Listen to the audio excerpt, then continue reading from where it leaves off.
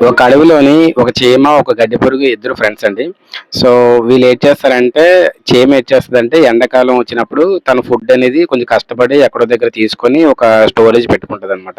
అంటే మళ్ళీ నాకు వర్షాలొస్తే నేను బయటికెళ్ళలేను కదా! ఆ ఫుడ్ అంతా ఒక దగ్గర పెట్టుకుంటే వర్షాకాలంలో బయటికి రావాల్సిన అవసరం లేదని చెప్పేసి పెట్టుకుంటది. సో, అలాగే గడ్డి పురుగుకి ఏటంటదంటే నువ్వు కూడా నాలాగా కొంచెం కష్టపడి ఫుడ్ తెచ్చుకొని ఉంచుకోవచ్చు కదా! రేపొద్దున మనకి వర్షాలొచ్చేటప్పుడు మనం ఇబ్బంది పడతాం కదా! అనంటే అదంటది ఆహాహా! నాకు అవసరం లేదులే నాకు నేను ఈరోజు ఎంజాయ్ చేస్తున్నాను కదా! అది నాకు చాలులే ఇంకేమి పెద్దగా నాకు అవసరం లేదు. ఈరోజు నేను ఎంజాయ్ చేస్తున్నాను కదా! అదే నాకు చాలు. రేపు చూసుకోవచ్చులే అన్నట్టుగా గడ్డి పురుగు అంటదనమాట. సో, చీమ మాట ఇది ఆలకించదనమాట.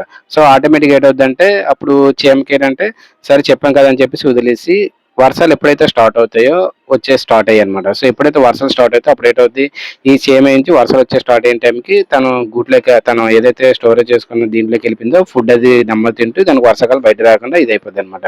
సో, గడ్డి పురుగు ఏటవుద్దంటే ఆటోమేటిక్‌గా ఈ వర్షాలు ఎప్పుడైతే స్టార్ట్ అవుతాయో దాని దగ్గర ఫుడ్ లేకుండా ప్రాబ్లమ్ అయిపోద్ది. ఫుడ్ ఆకలికి ఇబ్బందిగా ఉండలేక ఆవిడేంటంటే చీమ దగ్గరకొచ్చి "నీ దగ్గర ఏమైనా ఫుడ్ ఉంటే నాకిస్తావా?" అని చెప్పేసి అప్పుడు అడిగిందనమాట. సో, చీమ అప్పుడే చెప్తదనమాట. సో, ఆ రోజు నేను కష్టపడ్డాను కాబట్టి ముందుకుండా ప్లాన్ చేసుకున్నాను కాబట్టి ఆ ఫుడ్ అంతా నా దగ్గర ఉంది కాబట్టి ఈరోజు నేను ఈరోజు నువ్వు చూసావు ఎంత బాధపడుతున్నావు అని అన్నదనమాట.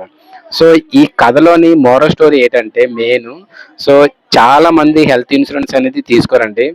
తీసుకోమని ఎవరికైనా అడిగామనుకోండి ఏటంటారు, "రేపు చూద్దాంలే, అవసరం లేదులే, ఎందుకు రేపు కాకపోతే ఎల్లుండి తీసుకోవచ్చులే.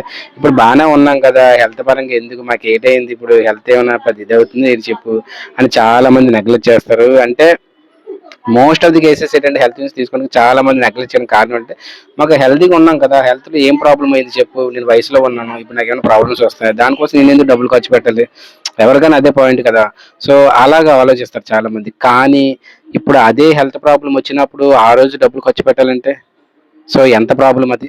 సో, అదే చీమలాగా ముందుకుండా మనం ఈ చీమ ఎలాగైతే ఎండాకాలంలో బాగా కష్టపడి ఫుడ్ అది రెడీ చేసుకొని వర్షాకాలంలో ఇబ్బంది పడకుండా ఉంటుందో, అలాగే ప్రతి ఒక్కళ్ళు కూడా మనం చాలా మంది ఆలోచించేది ఏంటంటే హెల్త్ ఇన్స్యూరెన్స్ కూడా సేమ్ అలాగే ఆలోచించుంటే మనకు రేపొద్దున ప్రాబ్లమ్ వచ్చేటప్పుడు ఆ ప్రాబ్లమ్‌కి సొల్యూషన్ ముందే ఆలోచించుకొని మనం పెట్టుకోవడం వల్ల మనకు ఆ ప్రాబ్లమ్ ఉండదు కదా!